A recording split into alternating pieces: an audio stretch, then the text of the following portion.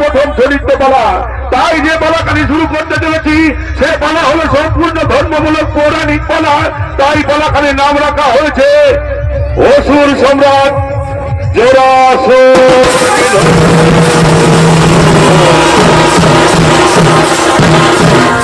তাই পালার কিছু কথা আমি আপনাদের কাছে সংক্ষেপে তুলে ধরছি। একদিন দেবাদিদেব মহাদেব কৈলাস শিখরে ধ্যান করার সময় পৃথিবীর মহাপ্রলয় দেখতে পায়। মহাপ্রলয় ছবি দেখতে পেয়ে দেবাদিদেব মহাদেবের শরীর থেকে ঘাম উৎপন্ন হয় এবং সেই ঘাম মাটিতে পড়ে গিয়ে একটি দানবের সৃষ্টি হয়, যার নাম হয় জরাসুর। তার এই ঘটনা নৃত্যনাট্যের মাধ্যমে ধরেছি। তাই রামকৃষ্ণ মাহাতো রচিত, ছোটন মুখার্জি পরিচালিত শুরু করতে চলেছি অসুর সম্রাট জরাসুর।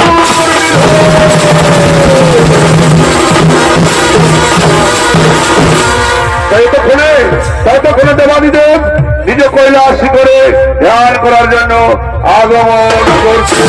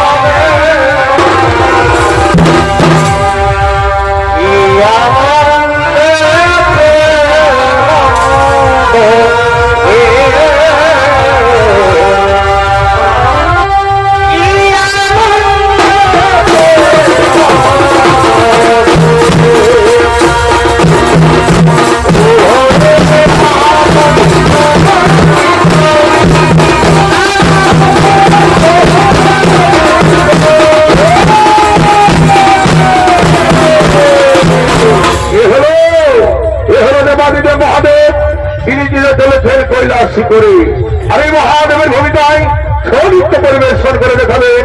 ইনি হলেন আমাদের সকলে সুপরিচিত ওস্তাদ হরিরাম কালেন্দ্রিক সম্পদের ঘনিষ্ঠ শিল্পী নৃত্যশিল্পী চিরঞ্জিত কালেন্দ্রী।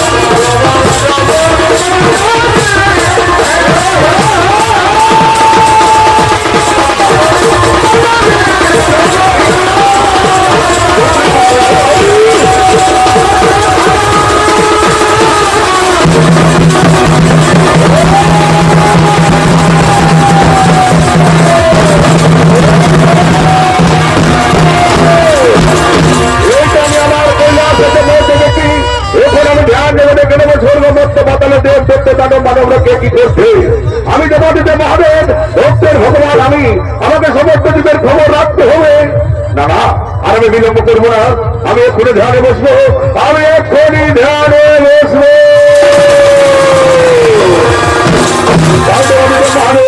সঙ্গে সঙ্গে ধ্যানে বসে এবং ধ্যানে বসে পৃথিবীর মহাপ্রলয় দেখতে পাই, তাই সঙ্গে সঙ্গে শরীরে ঘাম উৎপন্ন হয়, তাই সঙ্গে সঙ্গে ধ্যান ভেঙে যায়। তাই মহাদেব বলছেন,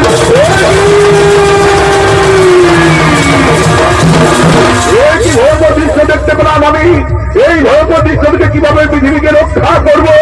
কিন্তু না, আমার শরীরে উত্তপ্ত হয়ে যাচ্ছে কেন, আমার শরীরে ঘাম উৎপন্ন হয়ে যাচ্ছে কেন, আমার শরীরে গরম হয়ে যাচ্ছে কেন? না, এই ঘাম আমার শরীর রাখবো না, এই ঘাম আমার শরীর রাখবো না, এই ঘাম মাটিতে ফেলে নেবো, এই ঘাম মাটিতে ফেলে নেবো।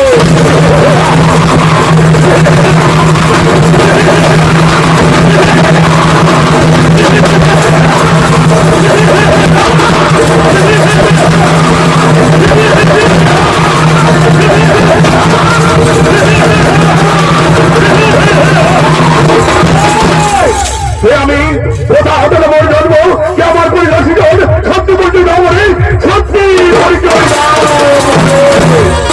পুত্র তুমি শান্ত হো, পুত্র তুমি শান্ত হো। শোনো পুত্র, আমার উত্তপ্ত গরম হতে তোমার জন্ম, তাই আজ থেকে তুমি আমার পুত্র, তাই আজ থেকে তোমার নাম দিলাম আমি জরাসুর। শোনো জরাসুর, আমার ঘাম হতে তোমার সৃষ্টি, তাই আজ থেকে তুমি আমার পুত্র। আমি তোমাকে আশীর্বাদ করছি পুত্র, যতদিন তুমি সৎ পথে চলবে, যতদিন পর্যন্ত তুমি নারীকে সম্মান করবে, ততদিন পর্যন্ত তুমি অমর হয়ে থাকবে। কিন্তু সাবধান, যেদিন করবে নারীর অত্যাচার, যেদিন করবে ধর্মের প্রতিপালন, সেদিন হবে গোলকপতি নারায়ণের হাতে মৃত্যু। ও তারি বলে রেখো পুত্র, আমি কোন আসি পুত্র, আমি এখনই আসি।